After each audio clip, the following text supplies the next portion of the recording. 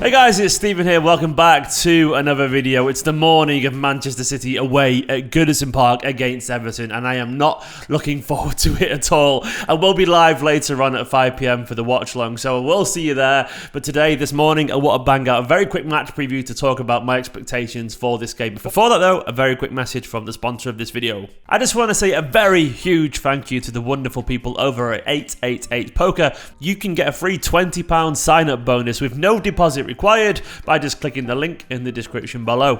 I'm sure you all know that 888 Poker is the ultimate poker platform and app, and there's loads of free-to-play virtual currency games to get you started, and even free-to-enter tournaments where you can win money. And on top of that, they've also focused on making sure that the poker experience feels a lot more fun virtually. There's loads of social elements to the games now, so it feels like you're sat there playing with your mates. And all this means that playing with friends has never been more entertaining. There are loads of new features, including gift drops, where you can win prizes at any moment on specific tables. And if you're like me and you like to wind people up a tiny little bit, they've even upgraded one of their most beloved features, where you can throw virtual animated objects at opponents from across the table. On top of that as well, you are able to play with your mates across multiple tables and tournaments. And don't forget, first time sign-ups get £20 to play for free with no deposits required. And of course, you do have to be over 18 to sign up and play, and do remember to gamble responsibly. You can go check out that sign up offer by clicking the link in the description below, and happy playing and good luck. Go and do what Past Me said when I filmed it yesterday. Go and do it right now. But yeah, this game is going to be absolutely terrifying, is the best way I can put it. It's going to be a really interesting game of football, this. Largely, I would hopefully expect Manchester City to have enough here. They do have enough, we know this. But of course, given the context of last week, given the context of the league table, all of a sudden things get a little bit more interesting. Things just got a little bit more interesting. It's going to be fascinating to see how the players react, of course, to not only, I guess, last week, but also Liverpool closing Manchester City down now. They're only 3 points behind us, of course, as well. We've got to maintain that lead away at Everton. Liverpool's rivals, of course. It's going to be a really interesting way to measure how we react to that Spurs defeat. And that Spurs defeat was painful, but it feels an awful long time ago, given the state of the world right now. Things can change an awful lot in football and in life, you know. It just feels a hell of a long time ago, but I'm sure it's been right on the minds of all the players. For me, a repeat of the famous Edin Dzeko game back in 2014 when we won 3-2 away at Goodison, that would be useful. Who's going to lie down on the floor just pretending to be injured for ages? I'm going to put that down to Bernardo. Bernardo's got Edin Dzeko kind of like vibes to him in terms of scoring a goal, then play the game, you know, and wind up the Goodison faithful. But of course, we can't really look at this game without talking about, you know, the state of the world right now. In the press conference, Guardiola, of course, was asked about Ukraine, which is absolutely... Yeah, I've not been able to stop looking at it. It's been horrific, absolutely horrific, and I feel so much for the people of Ukraine, and it's awful. It's truly awful. Guardiola was asked about Zinchenko. Of course, he was at the protest. He said the team and the club is close to him conditionally, of course. He has our support. That is normal. We are people living every day together. It's a worry what we feel with our country where we were born. Killing innocent people, how would you feel? I guess that's how Alex feels. I've spoken privately with him and with the staff. These are the headlines all around the world. He's concerned. He's an incredibly strong guy. And today in the training session, he's ready to play against Everton. And of course, Zinchenko understandably went to the protest. I mean, it's an element of the players probably, you know, gathering around and looking after Zinchenko, because it's just horrific. Like, it makes me want to cry even just thinking about it now. And Guardiola, to be fair to him, he spoke so intensely and passionately about not just Ukraine. Actually, he brought up Yugoslavia and he brought up Syria as well. And I would recommend reading the whole quotes on what Guardiola said about this, because it does impact everything. It does impact life, football, politics is everywhere. Unfortunately, you may not want it to be, but it does. And Guardiola spoke so passionately, eloquently about it. But of course, you know, he's a football manager as well, so he spoke about football, and he spoke about the Spurs game. He said about this.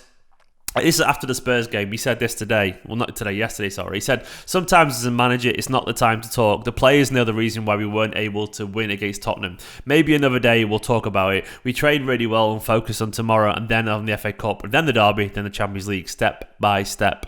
He went on to say, when people say all the time we are a perfect team, of course there are many things to improve. We have to defend really well. They have incredible pace. Always Tottenham have incredible players up front and always struggle. They're really good. It's interesting that Guardiola said that they didn't didn't, really talk about it too much. Maybe they all knew what they did wrong. I'm sure they did mention it, of course, but not loads. And sometimes the disappointment and the silence is enough to get through to the players, Guardiola would not have been happy. The players would not have been happy. But they are serial winners. They're very successful players, successful coaches. So he understands when to talk to them and when not to.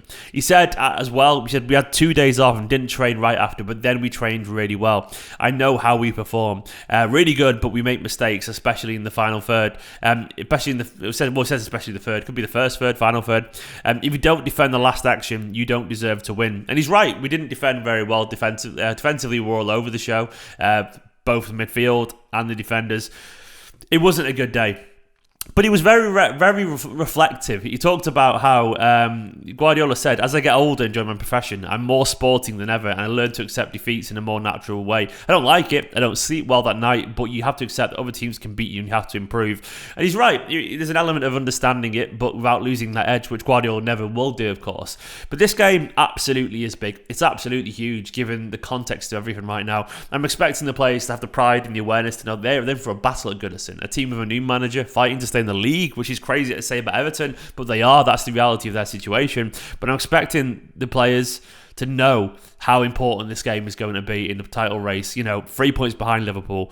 They won a hell of a winning streak as well, and it's got very, very close. In terms of the team news, good news is that Gabriel Jesus and Jack Grealish are now available, which is obviously huge. Jesus, particularly in this kind of game, is the kind of guy. Well, I can imagine him having a Dzeko kind of moment, as I was talking earlier. Jesus is, he's stoic, he's hardworking, he's tactically intelligent. He's the kind of player who was born for this kind of football, a battle essentially. I can imagine this is what Lampard will want it to be at Goodison. They'll be up for this, the Everton faithful, and Jesus could be really useful in this kind of game. Grealish, of course, as well.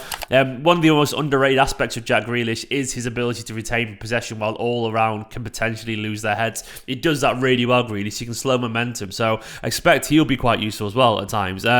Guardiola will be aware of that. It's good to have them back. Unfortunately, no Cole Palmer. It's been nearly 2 months now, so that's a bit of a shame, but that is how it is. But other than that, I think we're pretty much good to go, really. Basically, that's how it is. So which brings us to the lineup. Ederson's in goal pretty much immediately. Kyle Walker will play at right back. I've got a feeling John Stones might come back into the team here. I think he will. I don't know who won't play, but I think Stones will play against Everton. He was talking a lot in the press conference, and I don't think the defenders had a great weekend last weekend. Laporte, I thought, wasn't particularly good. I think it might be Laporte who drop out. I think Diaz would go to left centre-back and Stones will come at right-back. Diaz didn't have a great game either, but I think Laporte might drop out for this game. We Cancelo, of course, over at left-back. And Zinchenko, I don't think he'll play, but do not be surprised if Zinchenko does.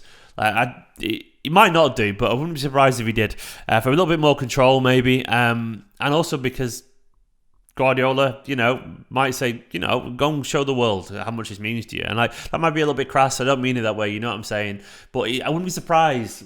It's just football and people, what I guess someone getting at, Zinchenko might have trained intensely this week. Zinchenko might have been on the, he's got so much love for his country that he might have been just absolutely focused this week in training, and he might not have been, of course. I don't know, but we'll see.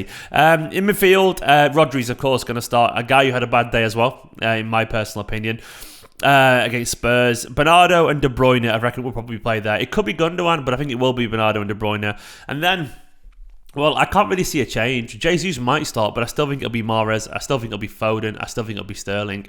I can't really see a major change there. Maybe I'm wrong, but that's how I reckon it'll be. So Mahrez, Foden, Sterling. Could be some changes, but I think it's going to be that with Grealish, Jesus on the bench. I can't see him starting if they've not played for a while. So on to Everton. Everton, of course, down in 16th at the moment. They are only literally 2 points ahead of Burnley. Played the same amount of games. Newcastle have played one more game than those two, and according to 22 points. There's a very real chance Everton are being dragged into the relegation race here. They are, in fact, actually. 15 games left, of course, so they've got a long way to go, but they are down there. Lampard, of course, is coming to replace Benitez. Guardiola was asked about that. He said sometimes when you make a comment, you lose respect from the guy that's not there.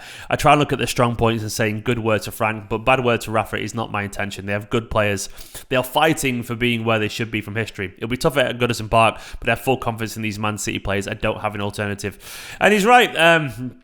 He's not going to sit as like a Rafa Benitez or overpraise Lampard either. They're both good coaches, of course, in their own way. And Lampard, so far, he's had some reactions from Everton, some not, but he had some reactions. Guardiola was asked as well about the position in the league table of 16th. He said everyone in the world would think they wouldn't be in that position. I'm not there to know the reason why.